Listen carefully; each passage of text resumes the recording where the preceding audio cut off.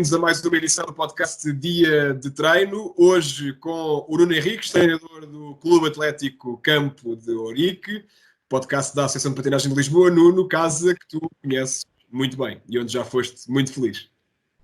Boa noite, Pedro. Antes de mais, deixa-me agradecer o convite, em primeiro lugar, por poder partilhar, acima de tudo, aquilo que são as nossas conversas de hóquei. E acho que entre nós, mais do que adversários, somos parceiros no mundo do hóquei patins e amigos em prol desta modalidade tanto gostamos. Respondendo à tua questão, sim, é uma casa que eu frequentei durante 3 anos e meio, sensivelmente. Passei por algumas posições e onde fui bastante feliz, e julgo que em termos de trabalho também tenha ficado um legado também positivo em prol de todos nós, dos atletas, a nível associativo e também do futuro do hóquei patins, que é isso que interessa. Nuno, tu fora do hóquei és professor de Educação Física, se não estou em erro, correto? Sim, também. Portanto, entraste numa quarentena forçada, creio que há 2 semanas, 3 semanas, penso que é por aí o espaço temporal, não é? Sim, eu, portanto, para além da atividade, digamos, lúdica, chamemos assim, que é a parte de treinar, que nunca é uma certeza, não é? Portanto, dou também já há cerca de 12 anos aulas de Educação Física e também tenho uma atividade como instrutor de fitness e, como deves calcular, tudo isto não foi fácil para ninguém, ficou tudo encerrado em prol daquilo que é a nossa estabilidade, como comunidade, como pessoas, em prol do país. É isso que temos que, nesta fase, ter o máximo de atenção possível e zelar em prol de toda a gente. Mas peço-te aqui um testemunho pessoal de alguém que era tão ativo, não é? E tinhas a tua vida tão preenchida, porque trabalhavas, entre aspas, durante o dia, à noite. Caracteriza-me este choque em que, de um momento para o outro, tu não sais de casa, estás, penso eu, também a desfrutar de coisas que raramente tens tempo para desfrutar, mas como é que estás a sentir? É mesmo isso? Qual é a emoção que sentes neste momento, ao fim já de alguns dias de quarentena? Bem, é sempre, antes de mais, como eu estava a dizer, isto não é em prol do Nuno Henriques, nem em prol da família, é em prol de toda a gente. Os meus dias, basicamente, estão de facto demasiado preenchidos. Para quem tenta gerir toda a semana com base em 5, 6 horas de noite, portanto, calculando sempre o horário de acordar até à hora em que hoje em dia estou a chegar, portanto, a casa de Campo de Ourique. E assim, é uma adaptação. Todos nós, em todas as casas, em todas as famílias, temos que nos adaptar. Logicamente que a primeira semana foi mais complicada para todos.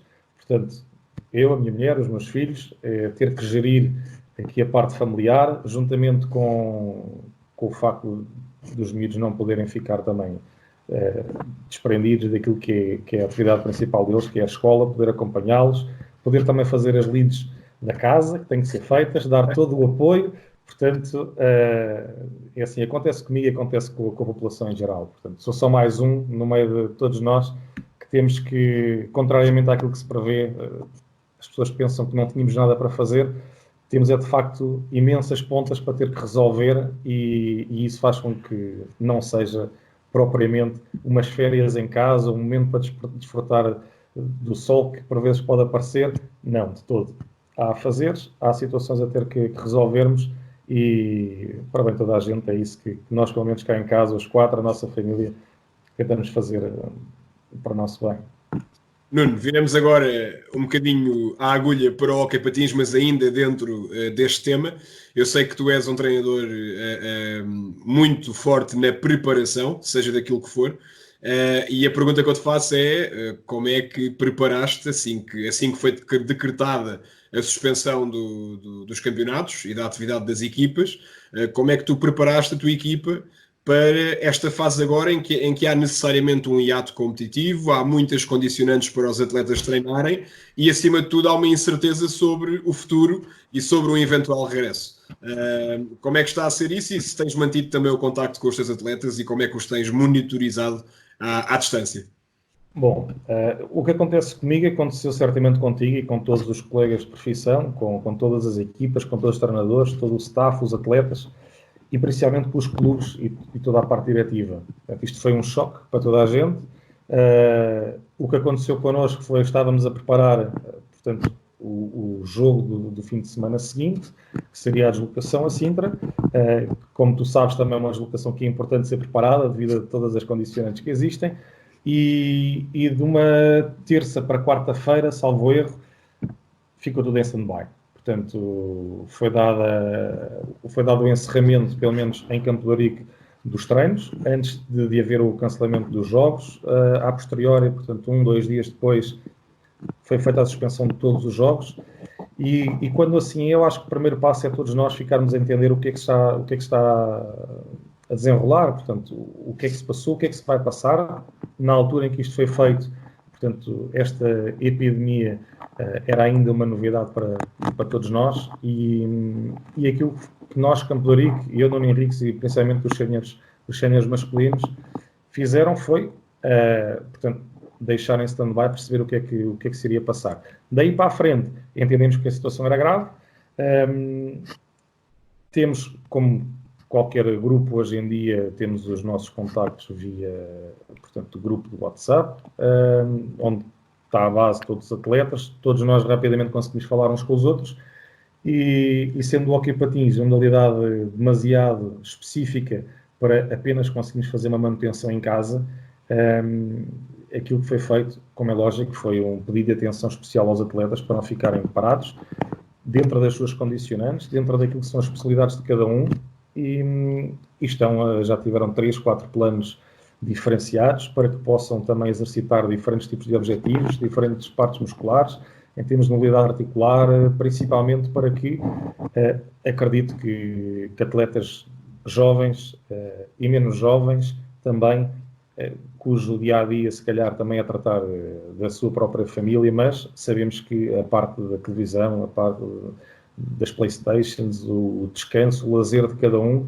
possa ser complementado com aquilo que é uma atividade física mais regular.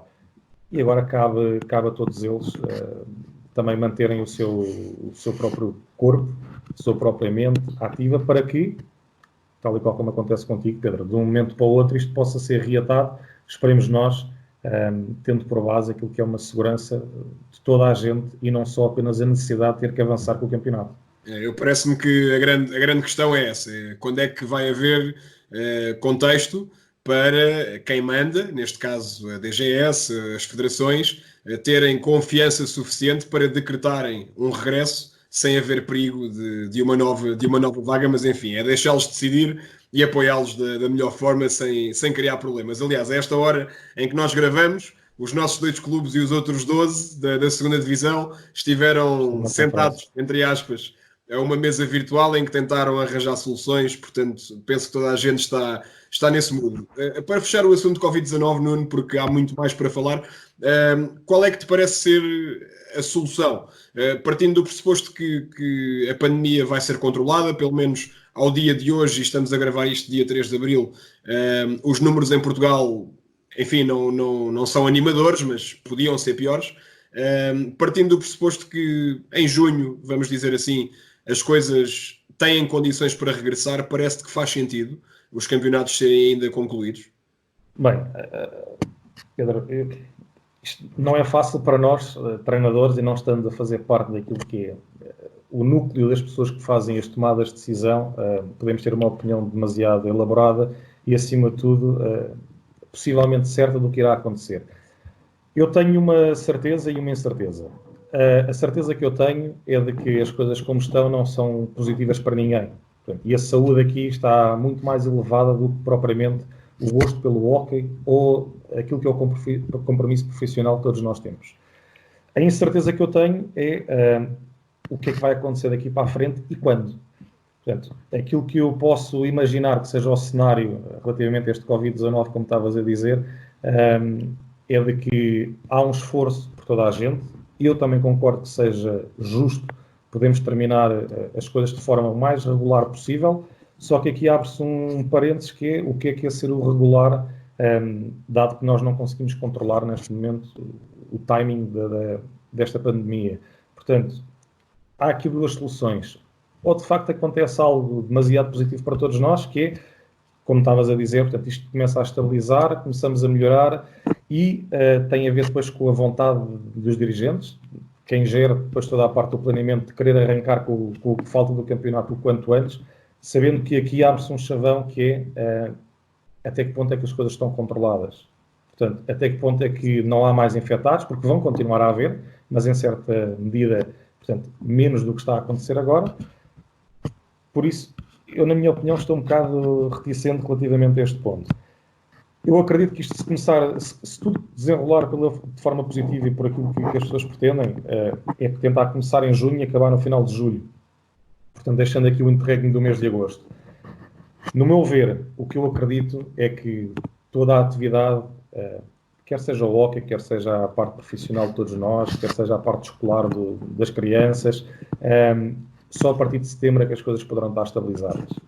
Por isso, quem decide, se eu tivesse que decidir, eu esperaria uma vez mais por aquilo que é o bem-estar de todos nós portugueses e das pessoas que aqui estão. E se tivéssemos que adiar tudo para a frente, adiaríamos para que o campeonato pudesse terminar de forma regular, de forma justa para todos nós.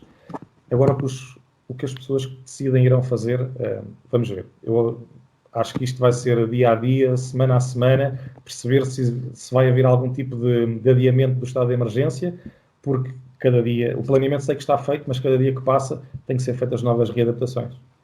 Nuno, vamos fechar o assunto de Covid-19 e vamos pegar aqui um bocadinho no texto que tu chegaste a escrever. Foste o último treinador que escreveu antes de decidirmos passar para esta versão podcast. E eu desafiei-te a escrever sobre um tema que está sempre associado a ti e à tua imagem, que foi precisamente a imagem do treinador, e porque tu sempre marcaste a diferença, sempre não digo, mas a partir de um certo ponto, marcaste a diferença na forma como tu te apresentas para um jogo, com a tua famosa gravata e com o teu famoso fato.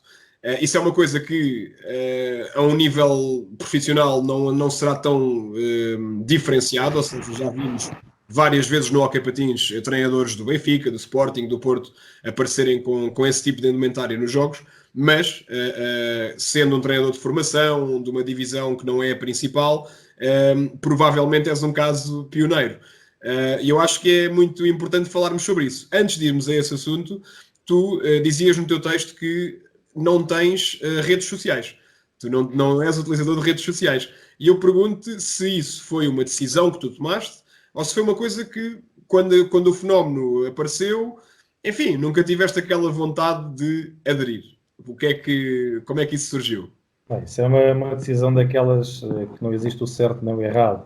Portanto, isto foi uma ponderação, uma tomada de decisão da minha parte, se calhar fruto, como eu te dizia, também do constante e árduo trabalho que eu tenho durante o dia. Nunca achei necessidade de ter que estar a elaborar uma rede social, de ter que estar a despender tempo para aquilo que seria uma rede social, sabendo todas as vantagens e as mais-valias que isso traz, mas também resguardando-me um bocadinho daquilo que é a partilha para os outros, porque considero que hoje em dia, numa rede social, de facto, haja pessoas que utilizam de forma séria para trabalho, há pessoas que utilizam apenas para divertimento, para lazer. Eu já fiz isso também, mais novo, numa outra antiga rede social, que acho que foi a única que se utilizou. Que eu utilizei. Exatamente. Tempos de brincadeira e entre amigos de faculdade, principalmente. E depois, se calhar, começamos aqui a ter o desenrolar das coisas, se calhar num sentido de obter uma responsabilidade maior, tentar crescer mais rápido do que muitos outros, que começou, portanto, toda esta história do hóquei em patins começou quando estava na faculdade, da Escola Superior de Desporto de Rio Maior, e eu costumo dizer que enquanto alguns colegas esperavam pelo último ano de licenciatura para poder fazer um estágio, eu no final do meu primeiro ano já estava a trabalhar, neste caso no Torquel, e com 21 anos a ter que estar a gerir grupos, a ter que estar a gerir pais, a ter que tentar gerir várias dinâmicas, se calhar tentou-me catapultar um bocadinho mais para aquilo que foi o desenvolvimento da responsabilidade. E isso fez com que também não quisesse continuar com a questão das redes sociais, com mostrar apenas aos outros aquilo que nós pretendemos, porque depois, pelo menos eu penso aqui, este pau de dois bicos que é, tu vais mostrar o teu lado bem disposto ou vais mostrar o teu lado mais sério? O teu lado mais responsável ou o teu lado irresponsável? E eu fiz uma tomada de decisão que é, como eu não consigo ser justo e gosto de também ter a minha boa disposição e uma boa vontade para as pessoas em contexto mais social e menos portanto, sério, também não achava que estava a ser correto apenas estar a demonstrar um dos lados. E para não estar a suscitar ninguém em dúvida, fiz esta tomada de decisão. Agora, sei que isto pode ser algo positivo ou não, cabe a toda a gente. Sentes-te, como se costuma dizer, info-excluído ou não, de todo? Eu posso dizer em jeito de brincadeira, lá está, que sou um info-excluído por direito próprio. Ou seja, eu meto nas coisas onde eu quero e como eu quero e um bocadinho à minha maneira. E em relação às redes sociais, portanto, o Instagram, os Facebooks, a primeira prioridade é, de facto, não estar a despender do meu tempo, que é pouco e que é importante para os outros, em algo que pode ser apenas tomado em proveito próprio. Muito bem, Nuno. Vamos então à questão da imagem do treinador e agora sim vamos entrar mesmo na questão aqui daquilo que tu és como treinador. Hoje eu gravei também com o Paulo Freitas e ele dizia-me numa das partes da nossa conversa que considerava que a principal função de um treinador é ser um influenciador. Não no sentido negativo, como é lógico, mas influenciar toda a gente que está à sua volta, essencialmente os atletas, a irem pelo caminho que ele também quer percorrer. Eu pergunto-te, dentro dessa influência, que importância é que tu atribuis à questão da imagem? Ou seja, se a imagem do treinador pode também ser um veículo de influência para com os teus jogadores.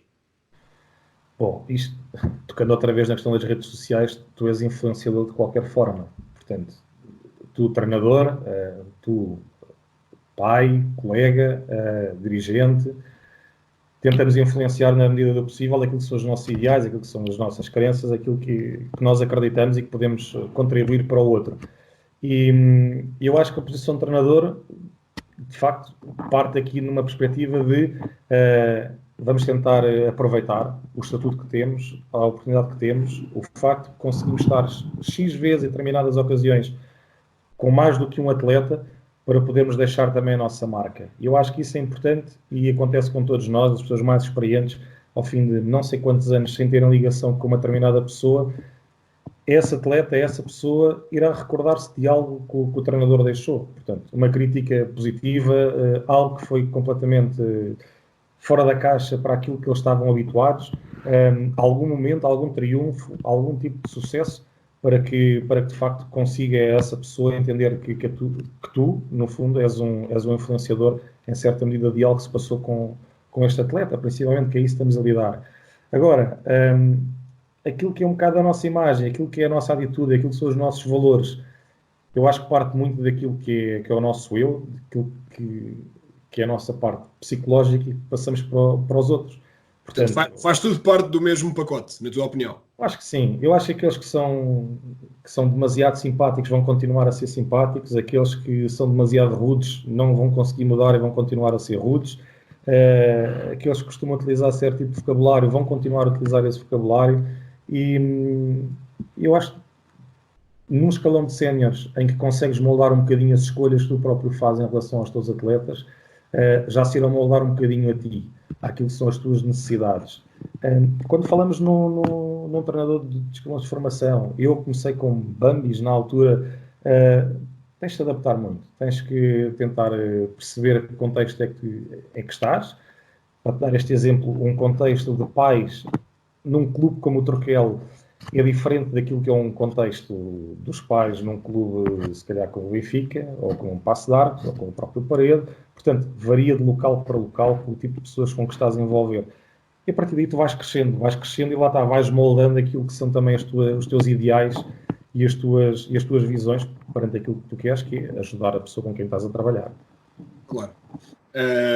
Pergunto-te agora, de uma forma direta, quando é que surgiu o gatilho para apareceres num jogo de fato e de gravata, em que parte da tua carreira, e se te lembras desse dia, o que é que pensaste, o que é que sentiste, que reações é que tiveste, Como é que foi esse momento? Bem, antes de mais, eu tenho que pedir desculpa por não te responder também de forma direta a todas as questões. Vou aproveitar um bocadinho, já que estamos sem hóquei assim há tanto tempo, é sempre um prazer voltar a falar um bocadinho. É o seguinte, eu já levo mais tempo como treinador a usar de fato a gravata e esta indumentária é diferente do que propriamente andar apenas de fato de treino. Isto não foi algo tomado da noite para o dia, não foi algo apenas espontâneo, já tinha sido pensado. No fundo, eu acho que acontece com todos nós, em certa medida, nas mais variadas áreas de envolvência, que é, eu tentei fazer a diferença, tentei marcar a diferença, tentei perceber como é que eu conseguia ajudar todas as pessoas que estavam a trabalhar comigo de forma diferente. Isto desde o primeiro ano com Bambis até este último ano como séniores, e tenho o orgulho de poder dizer que percorri todos os escalões que existem até chegar a este novo patamar. E a questão da gravata, portanto, já vem com cerca de 8 anos. Na altura estava com os juvenis do Oeiras, já tinha passado pelo Turquel, tinha passado pelo Benfica, apenas 1 ano, 2 anos em Paço de Arcos. E na questão dos juvenis do Oeiras, entras num clube que tinha que renascer. Portanto, na altura saíram 3 treinadores de Paço de Arcos para o Oeiras. Fui eu, foi o José Carlos, foi o Jaime, e cada um a pegar nas diferentes áreas de formação. Portanto, o Jaime na parte de iniciação, o Zé Carlos com os séniores, e eu estava ali colocado no meio. E tinhas que tentar mudar alguma coisa, alguns paradigmas em Oeiras. E quando tu começas a perceber que as coisas estão a mudar, tu não perdes vontade, tu ganhas a cada vez mais força e pensas o que é que tu vais conseguir inovar cada vez mais. E enquanto uma pessoa tenta trabalhar os processos de treino, resultados nos jogos, envolvências com atletas, pensas assim, ok, tudo o que está à minha volta está a mudar, e o que é que eu vou também mudar? E então a questão da gravata surge com um desafio para mim mesmo, tentar profissionalizar cada vez mais a questão do treinador. Achar que se outros treinadores, noutros desportos, num contexto mais profissional, o faziam, que não tem a ver com a questão monetária, não tem a ver com só os treinadores de primeira divisão, só os treinadores das ligas profissionais, nomeadamente a questão da NBA, a questão do hóquei no gelo. Portanto, estes treinadores que de facto oferem milhares de euros e de dólares, estavam a ter este tipo digamos, profissionalização. Porque não? De facto, alguém sair da caixa, alguém que no mundo do hóquei patins, com um escalão de juvenis, dentro de um clube como o Oeiras, porque não fazemos algo diferente? E foi isso que eu fiz. Dei o passo em frente, tomei coragem. Para tudo o que tu faças diferente é preciso ter coragem. E precisas de ter, acima de tudo, confiança em ti mesmo, para que a mínima coisa que tu faças, há uma pessoa que não pode nunca baixar a guarda, que é quem a toma. E eu não baixei a guarda. Logicamente houve pessoas que concordaram, outras que discordaram, há quem gosta, há quem não gosta, mas acima de tudo foi um choque para mim mesmo, para o meu grupo de atletas, para o clube, para os pais, para os adversários, e foi algo que se manteve até hoje. E acho que é para continuar. Quando chega ali à altura do verão, e se este ano as competições voltarem em junho ou em julho, é difícil estar de fato num banco, Nuno, em alguns pavilhões, ou não? O que falta ao fato é a questão do blazer. Agora, se me falares que, é assim, no verão pode aquecer um bocadinho mais, tudo tem a ver com a questão do desenrolar do jogo. Portanto, sim, imagina o que é estás a jogar, por exemplo, em maio ou junho, já não me recordo, em Estremoz. Mas em contrapartida também, estás a jogar, por exemplo, num pavilhão do Sintra em dezembro ou janeiro, tens de adaptar. Eu acho que aqui a força vem daquilo que é o objetivo que nós pretendemos. Deixa-me dizer-te que acho que foi um golpe de ousadia gigantesco, isso que tu fizeste, e eu escrevia também na introdução que fiz à tua crónica, que já te defrontei várias vezes, como adversários que somos, e ao início a tua indumentária causou sempre algum impacto. E nesse aspecto já estás a ganhar, entre aspas, porque se esse impacto é causado, é algo fora da caixa, é algo que muda as rotinas, é algo que muda a forma como o adversário olha para ti, e logo aí já estás a desfocar se calhar o adversário daquilo que é realmente o jogo e daquilo que ele tem de fazer, e está focado mais em ti, na tua indumentária, na forma como te apresentas. E deixa-me parabenizar-te, porque o mundo do hóquei é um mundo muito, e mais uma vez falava hoje sobre isso também com o Paulo Freitas, muito estereotipado, muito promíscuo em alguns aspectos, e não é fácil sair da caixa em mundos como o do hóquei. Deixa-me pegar aqui no episódio que tu falavas no teu texto, que eu creio que foi nos Júniores do Oeiras, penso que não estou em erro, foi quando todos os teus jogadores, numa época também muito feliz, em que vocês conseguem chegar à Final Four do Campeonato Nacional de Sub-20, eu penso que estamos a falar dessa época, em que os teus jogadores aparecem todos vestidos de fato e gravata sem tu saberes. Portanto, foi uma coisa, uma surpresa, não é? Como é que te sentiste nesse dia? Bem, deixa-me antes de responder essa questão fazer aqui só duas ligações. Numa das temáticas portanto, do curso de treinadores de nível 1 da Federação de Patinagem de Portugal, eu dou uma dessas temáticas, e há uma das coisas que eu costumo dizer ao grupo de jovens treinadores que estão a iniciar é que não interessa se és melhor ou se és pior, isso é apenas os resultados. Os resultados não são apenas a questão dos jogos. É o resultado da evolução dos atletas, a avaliação do staff, a avaliação dos pais, do próprio atleta em si. Mas não te interessa seres melhor ou seres pior. Portanto, isso vai ser a avaliação dos outros e vai ser a avaliação das tuas capacidades. Mas há uma coisa que tu tens que garantir, que é que tens de tentar ser diferente de todas as pessoas que estão à tua volta. É lógico que vais copiando os melhores, vais tentando adaptar as coisas boas que todos os outros tentam fazer, a questão dos exercícios, a questão das dinâmicas, do tipo de feedback, as preparações, e tentas afastar aquilo que são os fantasmas, as coisas que tu não gostas. Mas eu sempre tentei fazer isto, que é, eu tento ser diferente de alguma forma. E eu acho que isso é importante, todos nós temos a nossa imagem de marca, não é que a minha apenas seja a questão da indumentária, tu tens a tua própria imagem de marca, a forma como trabalhas as tuas equipas, a forma demasiado pessoal como tu também geres os teus grupos, e isso é bom. Há treinadores que vão concordar em demasia, há outros treinadores que não concordam em nada, mas tu próprio também estás a ser diferente. Eu acho que todos os treinadores têm algo diferente de uns para os outros. É por isso que, por vezes, um atleta gosta mais de um e gosta menos de outro. A outra ligação que eu queria fazer é, eu costumo dizer isto também já há alguns anos, eu acho que hoje em dia nós temos 3 tipos de treinadores. Temos o treinador demasiado jovem, que eu também passei por isso, tu próprio também passaste, aliás, somos 2 dos mais jovens treinadores sempre que tivemos nos campeonatos. Hoje já não podemos dizer isso, mas eu acho que existem os treinadores demasiado jovens, com ou sem qualificação, não interessa. Isto quando estou a falar, há pessoas que têm licenciatura no treino desportivo de alto rendimento, há pessoas que têm licenciatura em educação física, há outros que são psicólogos, há quem tenha apenas o curso de treinador e que esteja ainda a estudar. Não tem a ver com o tipo de qualificação, mas com a idade. Exato. Exatamente. Tens depois aquele tipo de treinador que vem o hóquei como um escape ao tempo disponível que têm em casa e que, em vez de estarem também no café, estão a treinar. Havia muito antigamente, hoje em dia ainda existe, são aquelas pessoas que não sabem bem o que fazer ao tempo e que têm a oportunidade, lá está, de serem bons ou maus treinadores. E existe um terceiro grupo, que são aqueles que eu tento chamar de semi-profissionais, que são os que perdem tempo com o hóquei em patins.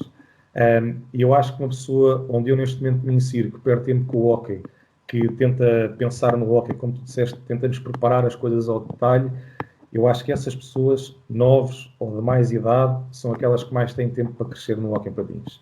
E em relação a isso, tu vais criando aquilo que são as tuas dinâmicas, aquilo que são os teus pensamentos. E com base nisso as coisas vão fluindo. Portanto, os resultados depois irão aparecer ou não.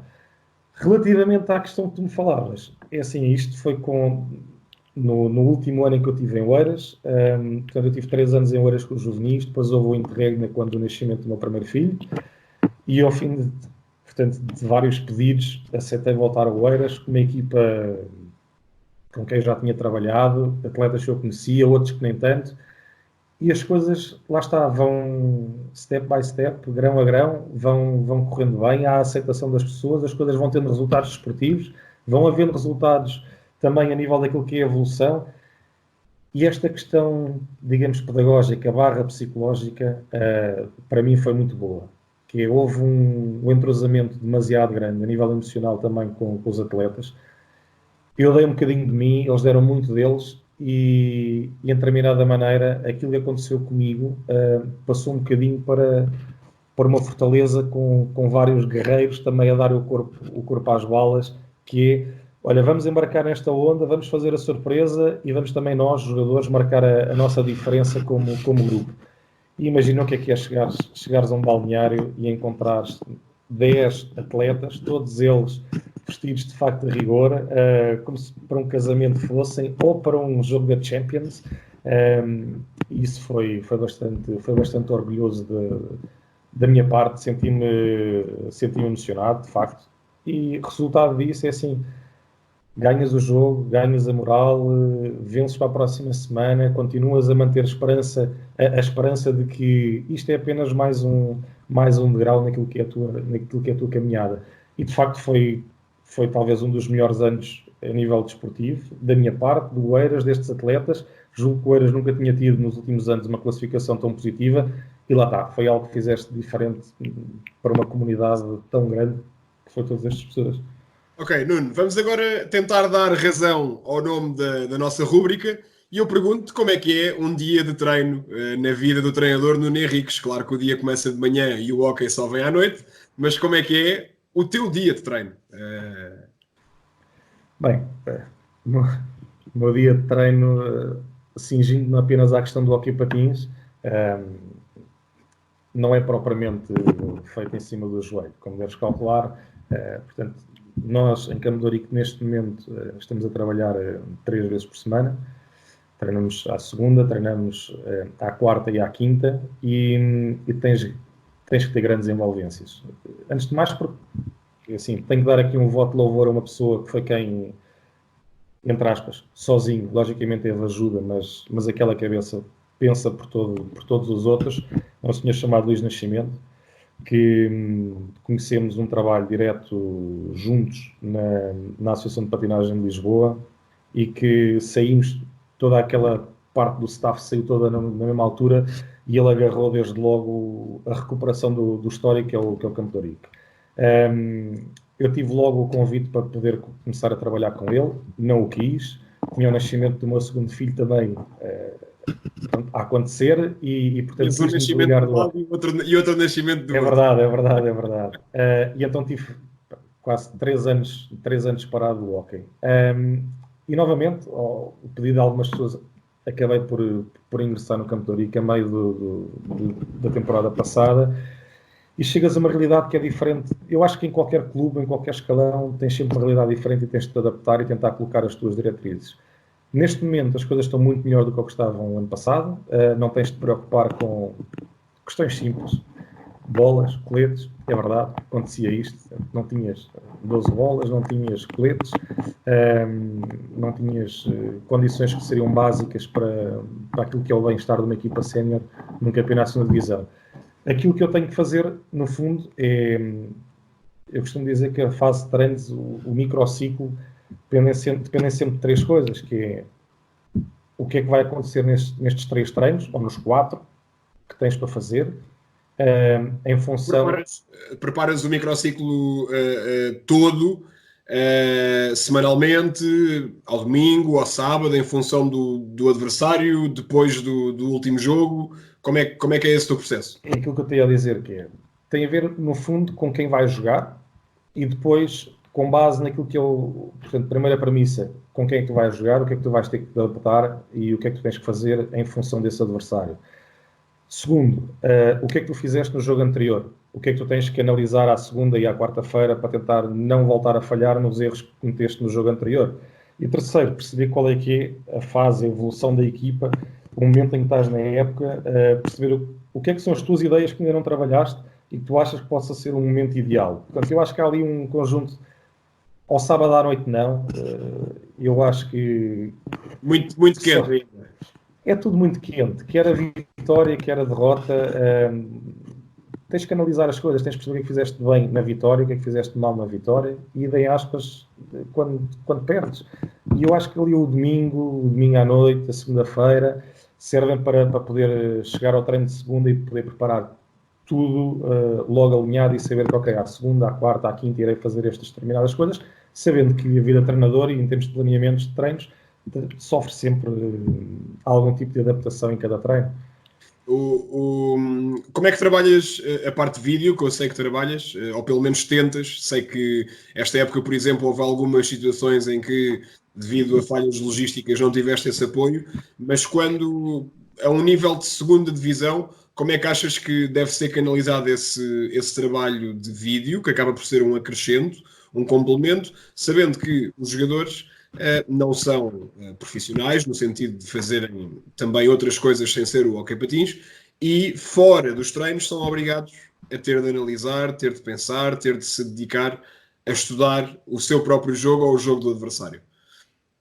Bem, nessa temática eu acho que nós os dois fazemos parte de um grupo que já não é assim tão restrito, atenção, que começa a ser cada vez mais também devido àquilo que são as vicissitudes da própria tecnologia, portanto, o próprio YouTube, as ferramentas que nos disponibilizam também para que de um momento para o outro consigas ter um jogo que é meu e vice-versa, e daquilo que é o avanço da tecnologia a nível do próprio analista, a nível das análises de jogo, a nível do scouting, perceber o que é que um atleta fez e no jogo passado o que é que tem que tentar evitar ou melhorar no jogo seguinte. Deixa-me voltar a fazer um parênteses que é a análise de vídeo é apenas uma pequenina parte do oceano que é a realidade, neste caso, do Campo de Ourique. Portanto, como eu te disse, houve grandes dificuldades a nível de ter, por exemplo, 12, 15, 18, 20 bolas em jogo, ter 6 coletes de uma cor apenas todos iguais, de poderes ter, não sei, um balneário para os atletas se equiparem e não estarem pendentes de que há uma equipa que está ainda a desequipar do treino anterior, de teres condições de treino, e hoje em dia já melhoramos muita coisa. Temos também o apoio do Video Observer, uma plataforma de estatística. Temos quem faça, de facto, o scouting. Consegues ter a análise do adversário, consegues ter a tua própria análise, consegues ter recuperação de banhos de gelo, consegues ter suplementação. Portanto, existe aqui uma dinâmica que há um ano e meio atrás, pelo menos o Campo de Ourique não tinha, e já disse isto uma vez. Eu acho que, neste momento, valorizando aquilo que são as condições do Clube Atlético Campo de Ourique, estamos talvez no top 5 dos clubes que, em termos de condições práticas, mais fornecem aos atletas. Na questão do vídeo, Pedro, eu acho que isto é como toda a gente. Há quem liga mais, há quem liga menos, há quem só faça vídeo, há quem não faça vídeo nenhum. Nós trabalhamos a preparação de vídeo, portanto, 1 hora antes daquilo que é uma unidade de treino. Normalmente escolhemos a quarta ou a quinta-feira, dando prevalência sempre à questão da quinta-feira, que é o último treino, como eu tinha dito, em relação àquilo que são os meus pensamentos de preparação específica do adversário em si, e tens a análise individual dos atletas. E à quinta-feira, Nuno? E não, por exemplo, à segunda, na tua opinião? Olha, não à segunda, porque, na minha opinião, quando tu fazes um trabalho específico à segunda, tens de ter material para poderes continuar a dar esse tipo de apoio aos atletas. E pelo menos a nossa realidade, que são atletas que não são profissionais, não conseguem dedicar tanto tempo àquilo que é a questão dos treinos em Campo de Ourique, temos que dar um bocadinho de liberdade. Nós temos, nos 3 treinos, temos o acompanhamento físico, não consegues pedir àquilo que é a realidade do Campo de Ourique, um atleta que treina às 10h30 da noite, que é o nosso horário de treino, que já é demasiado tarde, pessoas que têm filhos, pessoas que têm horários de trabalho até demasiado tarde também, não consegues pedir para lá estarem às 8 da noite, para teres tempo de equipar, de fazer um trabalho de preparação física regular e variado. Portanto, entre o treino de segunda-feira ou de quarta, as coisas costumam ser também variadas, mais a questão do vídeo. E, na minha opinião, se faz a questão do vídeo à segunda-feira, o que vai acontecer é que chegas ao treino de quinta-feira e já tens outras coisas na cabeça que não aquilo que foi visto. Portanto, não consegues colocar tudo dentro do mesmo saco e não temos tempo suficiente para conseguir dar este conteúdo mais profissional a toda a equipa. Nuno, a imagem que eu tenho de ti como meu colega e adversário, como eu já disse, é de alguém muito meticuloso e muito rigoroso na preparação dos jogos. A pergunta que eu te faço, e confidencio também de alguma forma que foi algo em que eu tive de mudar muito recentemente, porque era obcecado com o pormenor e queria controlar tudo e mais alguma coisa. Dou-te o exemplo dos vídeos. Quando era eu que fazia os vídeos tinham o dobro do tempo que têm hoje, que são feitos por outra pessoa, porque a minha capacidade de filtragem era horrível, porque eu queria, de facto, falar de tudo e mais alguma coisa. Eu pergunto se tu, hoje em dia, achas que o mais eficaz para tentar ganhar jogos é partilhar responsabilidades com os jogadores, e também deixar que os jogadores se preocupem com determinados pormenores, nomeadamente, por exemplo, as bolas paradas, como é que o guarda-redes adversário encara ou aborda a bola parada, ou se és alguém que gosta de mostrar todos os caminhos que são necessários para a vitória. Eu acho que me vou perder naquilo que é o conteúdo da resposta, porque lançaste aqui três ou quatro diretrizes que não são fáceis, acho eu, de estar a responder a todas. Antes de mais, voltando um bocadinho àquilo que nós já tínhamos falado antes, eu tenho a minha própria palavra, portanto, tenho o meu próprio acreditar. As ideias que eu tenho, independente de qualquer clube onde eu vá, são as minhas, e lógico que vais ter que te adaptar, mas tu não consegues chegar a um clube e dizer, ok, não vou ser eu e vou fazer aquilo que uma coordenação técnica pretende, porque tentas-te adaptar, mas no fundo existe sempre o teu cunho pessoal de alguma forma. Falta a essência, claro. Exatamente. No fundo, é quem eu sou, e como eu costumo, e já disse, e como eu costumo dizer, há pessoas que vão gostar, há pessoas que vão concordar, há pessoas que vão aceitar, e há outras que não de todo. E em todos os grupos de trabalho onde eu estive, tens sempre o atleta que vai cumprir à risca aquilo que tu pensas, e aquele que se identifica mais contigo, e tu acreditas que este é o teu ideal de cabeça a jogar. Pode não ser o melhor tecnicamente, nem o melhor taticamente, mas é aquele que melhor te compreende e é um segundo treinador dentro de campo. Como existe o outro, o virtuoso, aquele que tu dizes que é vir para a esquerda, ele vai para a direita, e assim, se der resultado, eu sou o primeiro a bater palmas. Claro. Agora, tentamos ter aqui uma mescla e um conjunto de ambas as opções. Em relação àquilo que é dar liberdade aos atletas, eu considero que não haja ninguém mais preparado do que eu para tentar trabalhar aquela equipa, independentemente da equipa que eu tenha. E não há ninguém mais preparado do que eu para tentar trabalhar o adversário com quem nós vamos jogar. No fundo, o que eu faço é passar o material que eu tenho aos atletas, dar tudo aquilo que eu tenho, ter aqui uma primeira ideia de partilha e em segunda análise perceber qual é que é o feedback deles. Faz sentido aquilo que estamos a falar? Faz sentido? Aquilo que são as minhas ideias fazem sentido? Logicamente que há muitas pessoas a dizer que sim, há outras a dizerem que não, há outras a esperarem para ver o que vai acontecer, e hoje em dia tenho adotado uma estratégia que tem a ver com a abordagem também dentro desta equipa, que é: mostrem-me que aquilo que eu estou a dizer e que aquilo que eu estou a pedir não está certo. Portanto, eu acho que nós treinadores temos sempre este receio, que é, quando vais para um jogo, o meu principal adversário não é, neste caso, o Parede, ou o Benfica, ou o Sporting. O meu principal adversário são os meus atletas. É perceber se aquilo que tu estiveste a fazer durante a semana se vai correr bem. E eu costumo abordar demasiadas vezes que existem duas linhas. Existe a linha que é o potencial da tua equipa, e existe a linha do potencial do teu adversário. E tu só vais conseguir ganhar um jogo quando a tua linha, quando o teu potencial nunca estiver abaixo, e estiver sempre acima, e esperar que o teu adversário nunca esteja mais acima daquilo que ele vai estar.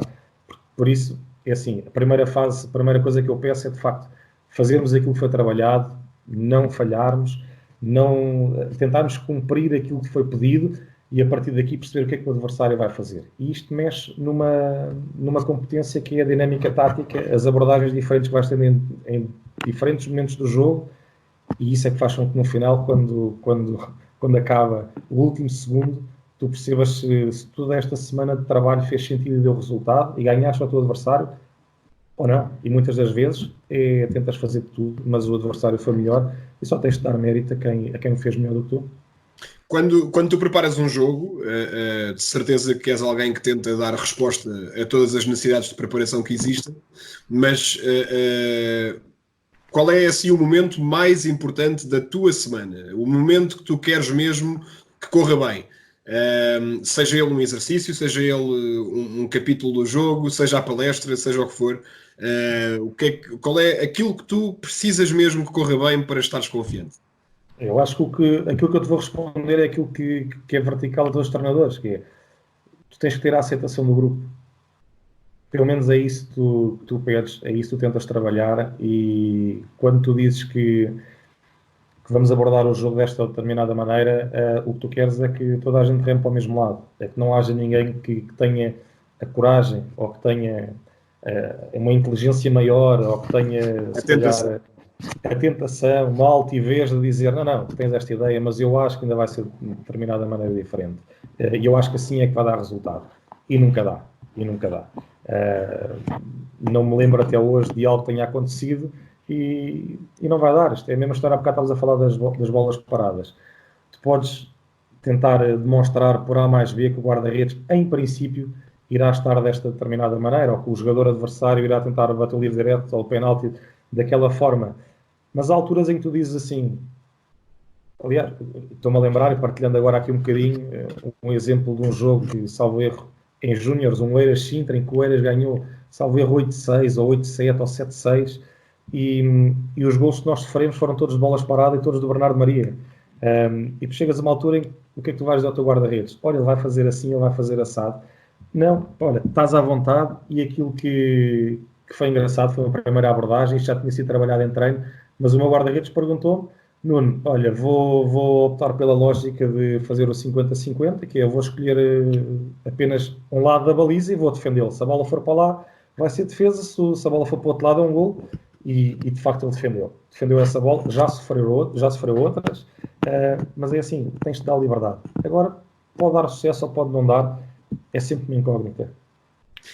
Nuno, vou agora falar contigo um bocadinho sobre o nosso campeonato. Neste momento treinas o Campo de Ourique, como já falámos, e está a ser uma época, no mínimo, desafiante, diria eu. O Campo de Ourique está na 14ª posição já há algum tempo, e a pergunta que eu te faço de treinador para treinador é se nós somos pessoas que habitualmente pautam o seu trabalho pelo desejo de ganhar e pela ambição de ganhar jogos ao sábado. Quando essas vitórias teimam em não aparecer, qual é o foco? Ao fim de salvo erro, 19 jornadas, qual é o foco que se pode dar aos atletas? É continuar a fazê-los acreditar que vão poder ganhar, ou essa ilusão da vitória, quando tu não ganhas, acaba por ser quase mais um fator de ansiedade e de prejuízo ao trabalho? Não sei se foi clara a minha pergunta. Eu percebo o que estás a dizer, e isto parte-se aqui em determinados pontos. Antes de mais, estas palavras não são minhas, são de outra pessoa, mas ouço-as, ou já as ouvi com bastante regularidade e concordo a 100% com elas, que é o ganhar é uma consequência de todo o trabalho que tens vindo a fazer durante a semana. E fazendo a ligação com aquilo que foi o ponto passado, que é, tu podes fazer tudo de bem, a tua equipa pode estar fantástica e podes nunca conseguir ganhar. Como também podes ter vitórias jogando bastante mal, ou não cumprindo com aquilo que são os processos necessários, ou com aquilo que tu trabalhaste em treino. Aquilo que ano passado acabou por acontecer, que foi o Campo de Ourique que conseguiu salvar-se, fruto também de 4 vitórias nas últimas 6 jornadas, fruto daquilo que foi a desistência de 2 das equipas, e conseguimos ficar na última posição.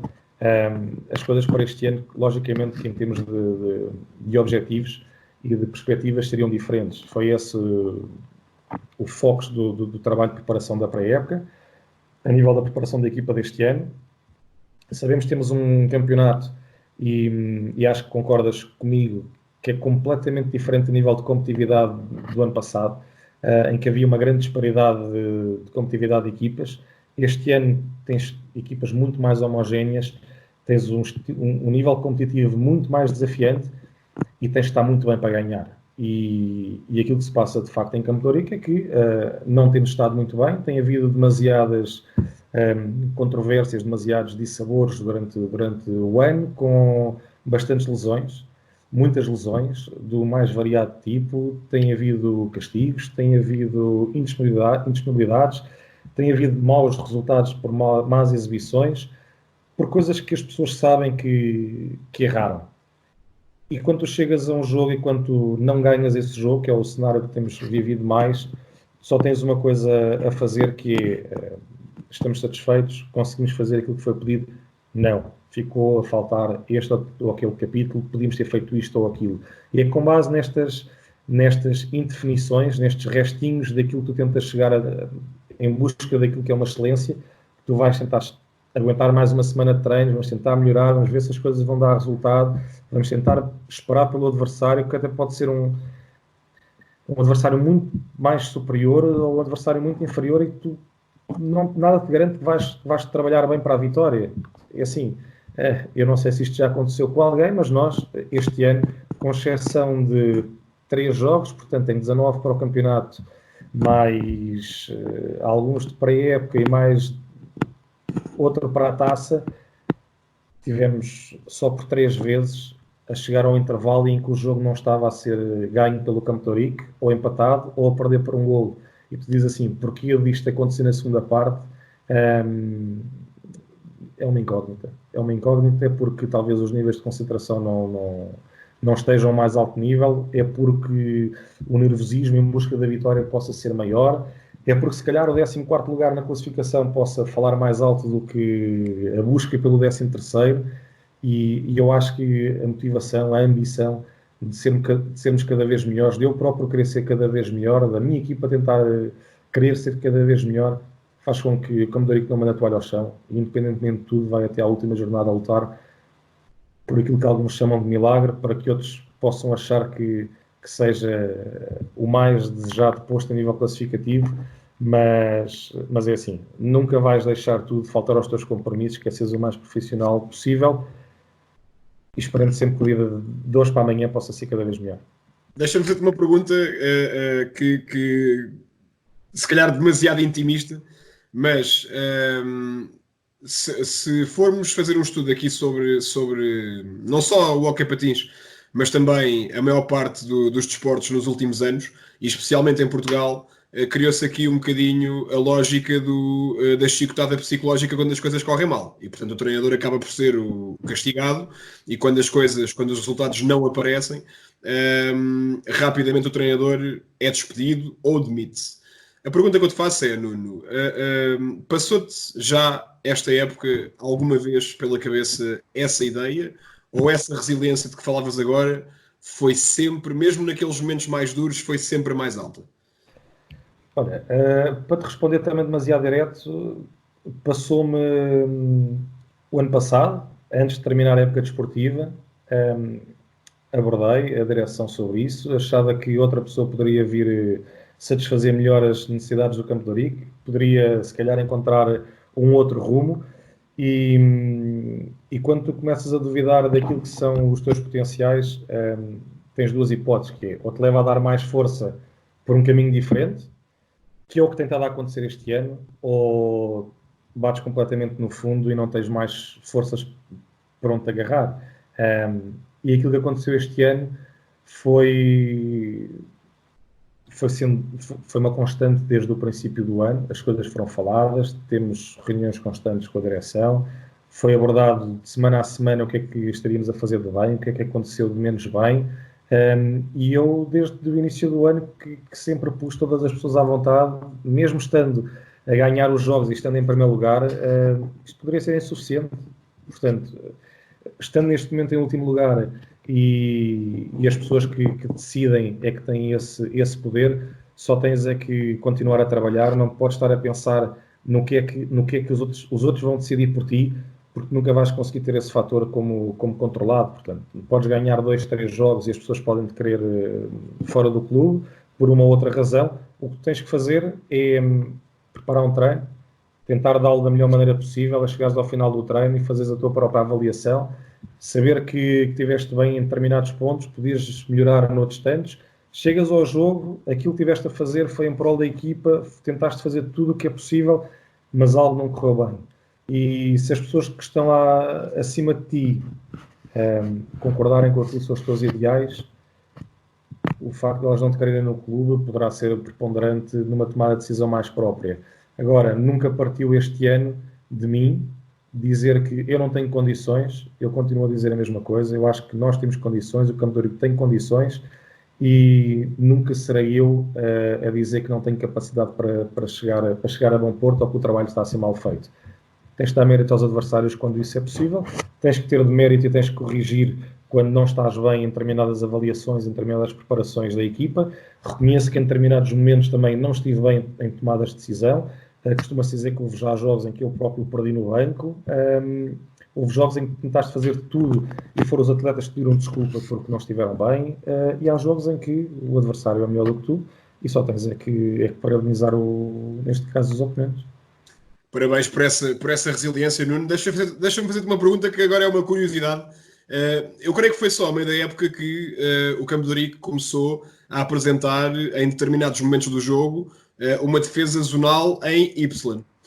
A pergunta, e isto é mesmo uma pergunta de curiosidade de treinador, se tu introduziste esse modelo numa perspectiva de mudar qualquer coisa, agitar as águas, dar um novo foco à equipa para ver se a equipa se agarrava a esse modelo para tentar ter melhores resultados, ou se foi uma coisa que tu genuinamente acreditaste do ponto de vista tático, como é lógico, que fazia sentido. Bem, eu acho que o tema da nossa conversa de hoje não era este, isto dava pano para mangas e um dia mais tarde, se quiseres, abordaremos se calhar esquemas táticos e abordagens defensivas, porque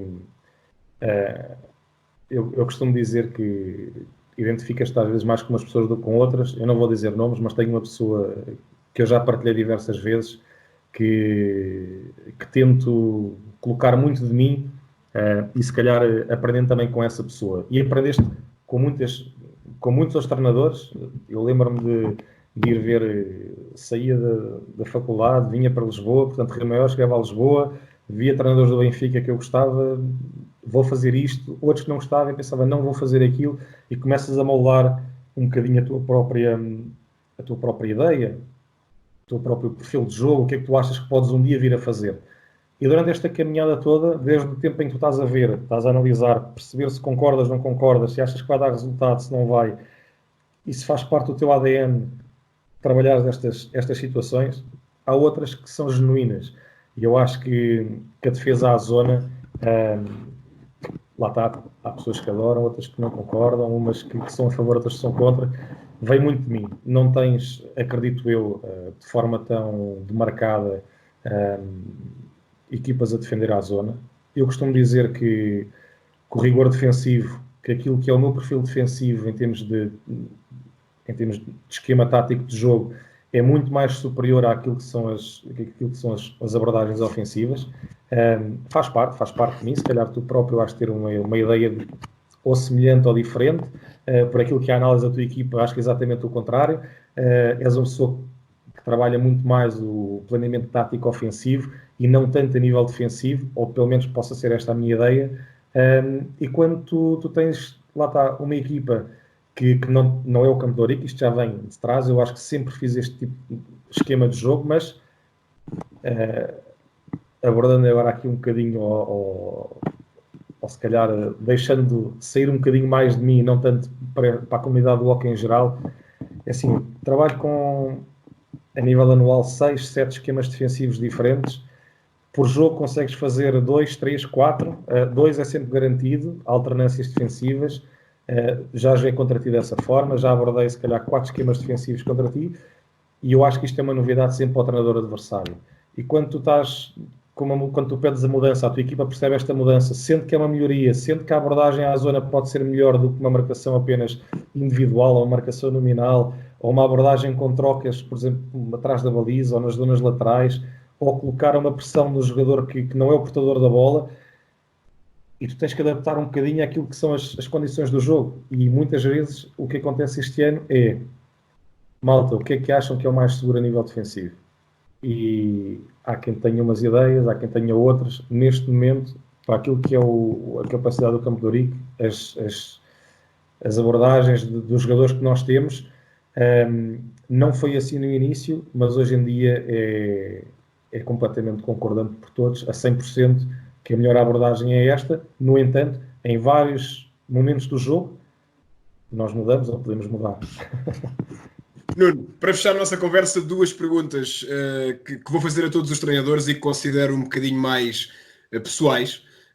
Em Portugal, o treinador, como eu dizia há pouco, é visto pela sociedade em geral como um catalisador de resultados, não propriamente de processos. A pergunta que eu te faço é se achas justo que um treinador seja avaliado essencialmente pelos resultados. Não achando isso justo, como é que tu achas que o trabalho de um treinador deve ser avaliado pelos dirigentes, pela comunidade em geral?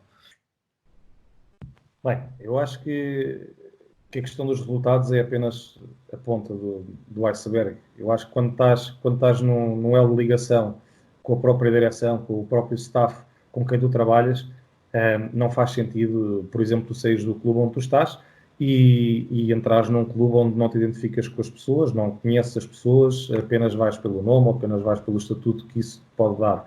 Agora, mais importante do que os resultados, temos que analisar a evolução que o teu trabalho está a ter. Perceber se as coisas estão a ter resultado, se não estão, porque o resultado, como eu tinha dito, é um combinado de várias equações e tu nunca consegues controlar. Agora, se estiveres a desenvolver um trabalho positivo, se estiveres a ter correspondência com aquilo que são as diretrizes também da parte de todo o staff, se aquilo que tu estás a fazer está, de facto, a dar trabalhos de evolução, trabalhos para o futuro, o resultado propriamente desportivo em si terá que ter a ver apenas com o compromisso e com aquilo que são os objetivos da equipa. Portanto, se tens uma equipa com elevado custo, com elevado dispêndio financeiro, com objetivos concretos, em que nada te é exigido a não ser X lugar ou X pontos ou apenas o caráter desportivo, podes estar a fazer um bom trabalho ou um mau trabalho, o que interessa é que tenhas rendimento e que venças os jogos. Agora, não é este o panorama, nunca estive neste panorama e portanto, julgo que uma vez mais, tu estás bem, tu estás ciente, tu estás orgulhoso daquilo que são os teus pensamentos poderem ser transformados em evolução de todos os atletas e equipas e o clube onde tu estás, falam mais alto que tudo o resto. Agora, tem a ver com a ligação e com a partilha com o resto do staff diretivo que vai ditar essa premissa. Nuno, para fechar, é o momento que eu vou apelidar de momento o que dizem os teus olhos, mas neste caso vamos adaptar. E eu vou-te perguntar como é que tu queres que os teus jogadores te lembrem um dia, não só aqueles que já passaram por ti, mas aqueles que são neste momento teus jogadores, quando eles pensarem no Nuno Henriques, treinador deles, como é que tu queres que eles pensem em ti? Bem, numa postura fria e pouco a quente, apesar da pressão que ia ter que responder assim de forma rápida e sem me teres feito esta pergunta com tempo. Portanto, falhei na preparação e quem falha na preparação prepara-se para falhar. Bem, espero que não seja esse e esta minha preparação, espero que neste resultado consiga ter a vitória. Olha, eu acho que nestes, como treinador, 12 anos e com esta ligação de 15 ou 16 ao âmbito de treinar do hockey patins, já trabalhei com também centenas de atletas. E, como eu te dizia antes, há quem goste muito, há quem não goste e há quem odeie. Portanto, já tive dos mais variados elogios e exatamente o contrário, que não vale a pena aqui enumerar. Eu gostava, no fundo, é que para aqueles que gostam, para aqueles que elogiam, para aqueles que concordam com esta maneira de ser e de trabalhar, que o Nuno Henriques fosse recordado como alguém, acima de tudo, que tentou ser o mais profissional para a evolução dessa pessoa, quer a nível desportivo, quer a nível pessoal, a nível emocional também. O processo psicológico aqui é bastante importante. Se depois a nível desportivo as coisas darão resultado ou não, tens pessoas que de certeza que ajudei, mas que nunca chegaram a ser ninguém a nível do hockey, e tens os outros que tentaram melhorar, tentaram aprender, pessoas com quem eu falo, mesmo não estando ligados a eles todas as semanas, e essas são aquelas pessoas que sentes orgulho. Acima de tudo, é a vontade, é o agradecimento do reconhecimento daquilo que foi o teu trabalho e o tempo que despendeste com essa pessoa, que quer a pessoa esteja a sorrir ou a chorar, sabes, estás a fazer isto em prol dessa pessoa e não em prol de ti. E eu acho que isso é aquilo que falta também a muitos outros colegas de profissão, a muitos atletas, que é tentarmos partilhar aquilo que nós temos e não receber apenas o que os outros têm para nos dar. Nuno, muito obrigado por esta hora de conversa fantástica, muito boa partilha. Lá está, a quarentena é aquilo que nós quisermos e neste caso está a dar para eu pelo menos ir somando alguns momentos destes. Desejo-te as maiores felicidades, uma boa quarentena, se é que posso usar esta expressão, e continua aí em força porque eu acho que os campeonatos ainda voltam. Pedro, agradeço imenso a oportunidade, uma vez mais. Espero que também todo este trabalho que estás a fazer sirva para que o Hockey Patins possa ter um crescimento. E eu, sem dúvida, que cresci com o hockey, tentei ajudar o hockey a crescer, acho que és um parceiro nesta caminhada e todos nós juntos contra todos estes problemas do Covid-19 e entre amigos conseguimos ajudar o hockey a crescer, que é para isso também cá estamos. Muito obrigado. Sem dúvida. Obrigado, Nuno. O dia de treino volta brevemente com mais um convidado, mais um treinador do Hockey Patins, para falarmos durante 1 hora sobre esta modalidade que tanto nos apaixona. Continuem com força porque, como se diz por aí, vai ficar tudo bem. Até à próxima.